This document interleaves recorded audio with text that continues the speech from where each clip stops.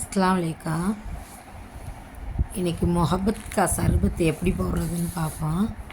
நான் 1/2 லிட்ரு பால் எடுத்திருக்கேன். அதை நல்லா காய்ச்சி ஃப்ரிட்ஜில் வச்சு நல்லா ஜில்லுண்டு ஆக்கிக்கணும், கூலிங் ஆக்கிக்கணும். பாதாம் மிஷினை ஊற போட்டு அது 4 ஸ்பூன் போட்டுக்கணும். சப்ஜா விதை ஊற வச்சு அதில் 2 ஸ்பூன் போட்டுக்கணும். தர்பூசணி பழம் கட் பண்ணி போட்டுக்கணும். ஐஸ் கட்டியும் போட்டுக்கணும்.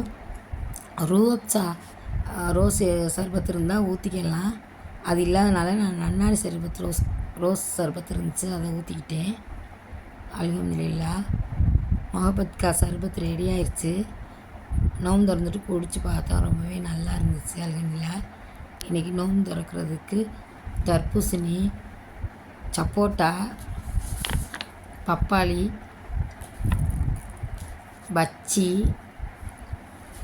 பேரிச்சம்பழம், மொஹப்பத் கா சர்பத்து.